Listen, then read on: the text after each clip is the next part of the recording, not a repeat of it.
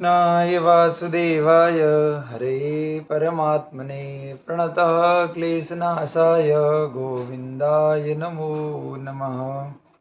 आइए बिना विलंब किए हुए आषाढ़ मास कृष्ण पक्ष की योगिनी एकादशी के बारे में जानते हैं। इस व्रत को क्यों करना चाहिए और इस व्रत करने के क्या फल हैं। आइए बहुत ही सूक्ष्म अति सूक्ष्म समय में मैं आपको योगिनी एकादशी के बारे में बताता हूँ। एक बार युधिष्ठिर ने यदुनंदन श्री कृष्ण से पूछा कि हे परमात्मन, इस व्रत को क्यों किया जाता है और इस व्रत के करने का क्या फल है।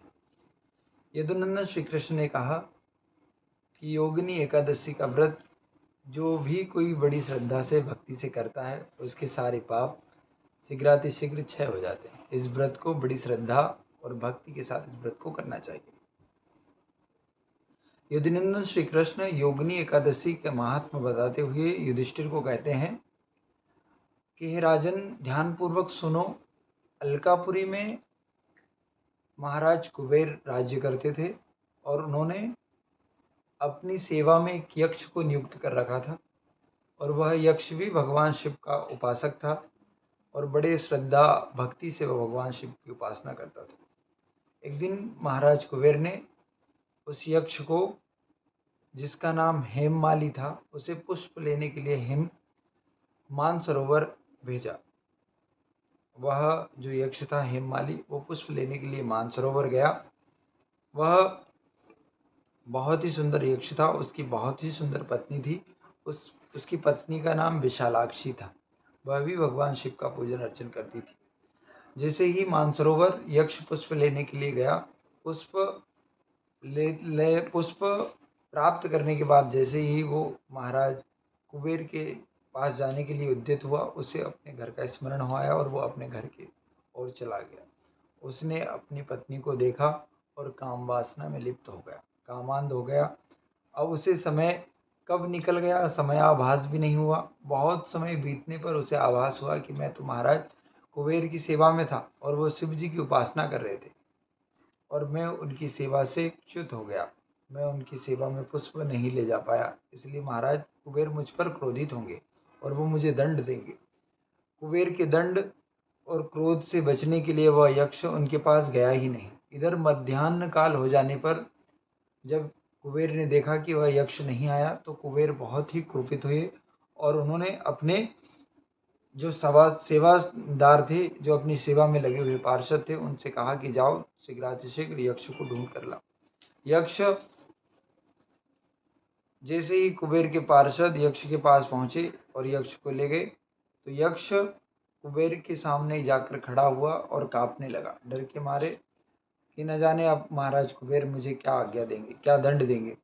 महाराज कुबेर इतने क्रुपित हो गए कि उन्होंने कहा कि हे यक्ष, हे पापी, हे कामी, तूने मेरे शिव उपासना में बाधा पहुंचाई है, इसलिए तू जा, तेरे शरीर में, संपूर्ण शरीर में कोढ़ हो जाए।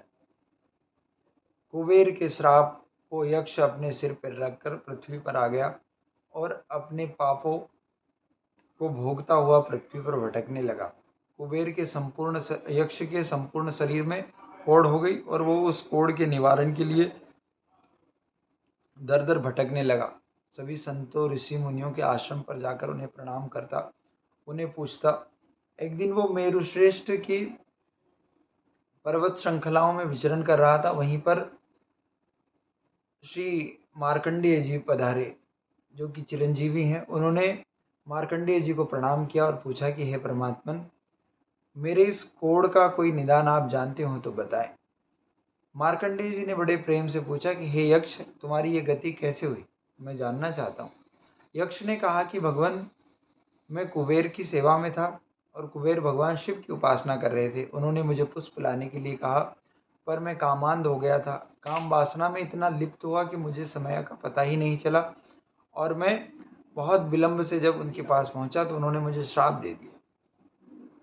अब यक्ष के इस प्रकार के कथन सुनकर श्री मार्कंडेय जी को बड़ा आश्चर्य हुआ और उन्होंने कहा कि हे यक्ष, तुमने मुझसे सत्य भाषण किया है, मैं तुम्हारे कथन से प्रसन्न हूँ, इसलिए मैं तुम्हें एक उत्तम व्रत बताता हूँ जिसके करने से सारे पाप खत्म हो जाते हैं। तुम आषाढ़ मास के कृष्ण पक्ष में पड़ने वाली योगिनी एकादशी का व्रत करो। उस व्रत के फल से तुम्हारे शरीर के सारे कोढ़ जो है वो खत्म हो जाएंगे। यक्ष ने पूछा कि हे परमात्मन, इस व्रत का फल क्या है? तब मार्कंडेय जी ने कहा कि जो भी व्यक्ति इस व्रत को करता है उसे 88,000 ऋषियों को भोजन कराने का जो फल प्राप्त होता है वो इस व्रत के करने मात्र से हो जाता है। तुम इस व्रत को करो और व्रत करने के बाद इस व्रत का फल, संपूर्ण फल भगवान नारायण को अर्पण करो। जो भी इस व्रत को श्रद्धा के साथ, भक्ति के साथ करता है उसके सारे कष्ट दूर हो जाते हैं। हे नृपश्रेष्ठ युधिष्ठिर, उस यक्ष ने इस व्रत को बड़े विधि विधान से किया, भगवान श्री नारायण का स्मरण किया, विष्णु सहस्त्रनाम का पाठ किया और संपूर्ण फल भगवान नारायण को अर्पण कर दिया। इस व्रत से भगवान नारायण इतने प्रसन्न हुए कि उसके शरीर के संपूर्ण कोढ़ को समाप्त कर दिया और वो यक्ष पुनः कुबेर की सेवा में उद्यत हुआ। हे नृपश्रेष्ठ, इस व्रत को बड़े श्रद्धा भाव से करना चाहिए। इस दिन प्रातः काल जल्दी उठकर सुबह स्नान करना चाहिए, नित्य कर्म से निवृत्त होकर अग्निहोत्र करना चाहिए। तदोपरांत भगवान विष्णु की सेवा करनी चाहिए, तुलसी दल आदि अर्पण करना चाहिए और द्वादशाक्षर मंत्र का जाप करना चाहिए। हो सके तो भगवान श्री शालिग्राम का दर्शन करना चाहिए, विष्णु विग्रह का दर्शन करना चाहिए और बड़े ही श्रद्धा भाव से इस व्रत को करना चाहिए। आप सब लोग भी इस व्रत को बड़े श्रद्धा भाव से करें। व्रत के दिन निंदा करने से बचें, किसी का उपहास करने से बचें और बड़े ही श्रद्धा भाव से व्रत करें। व्रत करने के बाद द्वादशी के दिन पारायण करें, ब्राह्मणों को बुलाएं, भोजन कराएं, यथा योग्य दक्षिणा प्रदान करें और अपने जीवन को कृतार्थ करें।